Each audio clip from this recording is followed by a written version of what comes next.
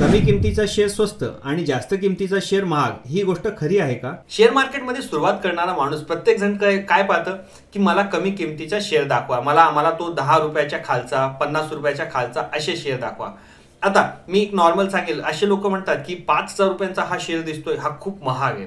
आणि तोच at the same point of time मी 5 रुपयाचा शेअर दाखवला, तो म्हणेल किती स्वस्त आहे, आम्ही हा कधीही घेऊन घेऊ. पण ही कल्पना आता बरोबर आहे की चुकीची, चला आपण हे पाहून घेऊ. मी 2 एक्झाम्पल इथे दाखवतोय. सगळ्यात अगोदर एक शेअर हा तुम्हाला जो दाखवेल तो आहे MRF लिमिटेडचा. प्रत्येक जण तुम्हाला MRF तर माहितीच आहे, प्रत्येक जणाकडे गाडी आहे, गाडीचे टायर जे आहेत ते MRF लिमिटेडचे. तर या कंपनीचा ॲक्च्युली मार्केट व्हॅल्यू काय, आपण पाहिलंय मार्केट व्हॅल्यू कशी काढतात. तर या कंपनीची किंमत ॲक्च्युली आहे तुमची 35,220 कोटींची ही किंमत झाली, बरोबर.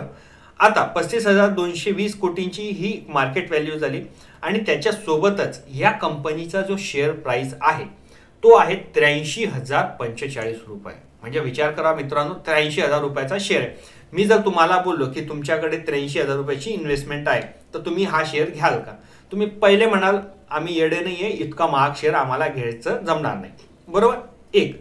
आता मी दुसरी गोष्ट तुम्हाला दाखवतो. दुसरी गोष्ट आहे इथे वोडाफोन आयडियाचा हा शेअर प्राइस आहे. याची बाजारभाव काय, 25,430 कोटी. म्हणजे आपण जी आता याची पाहिली MRF ची पाहिली ती आहे 35,220 कोटी आणि वोडाफोन आयडियाची आहे 25,430 कोटी. आता याची शेअर प्राइस किती झाली, 8 रुपये 85 पैसे.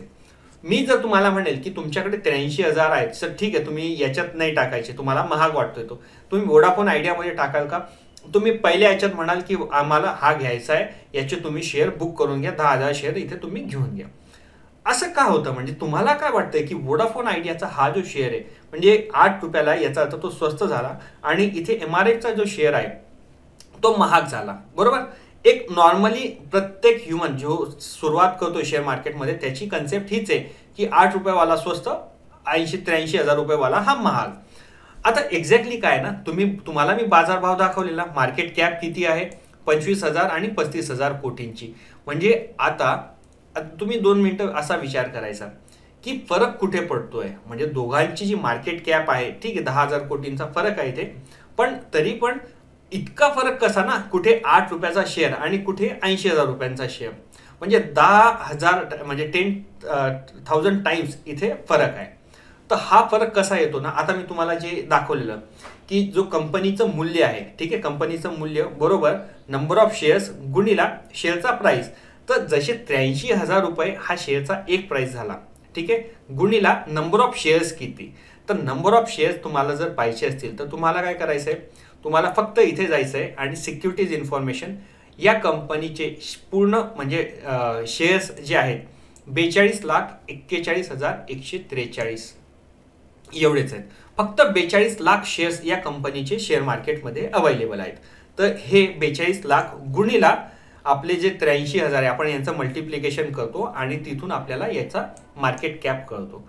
आता तुम्ही म्हणाल अरे ओके ठीक आहे, तर याचा अर्थ काय, आता 8 रुपये 85 पैशाचा जो आहे तो जर मी वोडाफोन आयडियाचा जर काढत असेल तर हे पहा त्यांचे नंबर ऑफ शेअर्स, त्यांचे नंबर ऑफ शेअर्स जे येतील ते आहे 2,873 कोटी एवढे याचे नंबर ऑफ शेअर्स मार्केटमध्ये. कुठे आपण लाखांमध्ये बोलतोय 42 लाख आणि कुठे आपण 2,873 कोटी.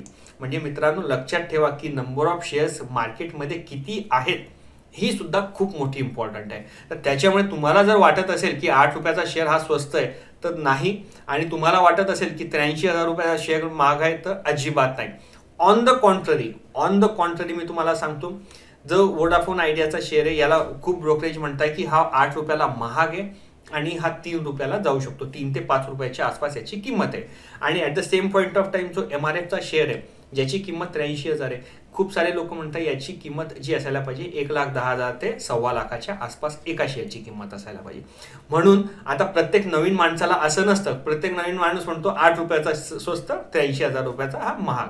तर असं करायचं नाही, कंपनीचं व्हॅल्यू अगोदर समजून घ्यायची आणि नंबर ऑफ शेअर्स किती आहे मार्केटमध्ये खूप इम्पॉर्टंट फॅक्टर आहे आणि त्या ट्रॅपमध्ये पडायचं नाही. आणि एक गोष्ट लक्षात ठेवा की जर कंपनीचा शेअर कमी आहे तो काही कारणाने कमी आहे, आपण एवढे हुशार नाही, मार्केटमध्ये खूप आपल्याहून जास्त हुशार लोक बसलेले आहेत, त्यांना जर वाटेल तर हा शेअर 8 रुपयाला नसतात, हा 800 ते 8000 रुपयाला कधीचा गेला असता. तो नाही जाते याचं कारणच आहे की त्याच्यामध्ये तेवढं व्हॅल्यू नाही आहे.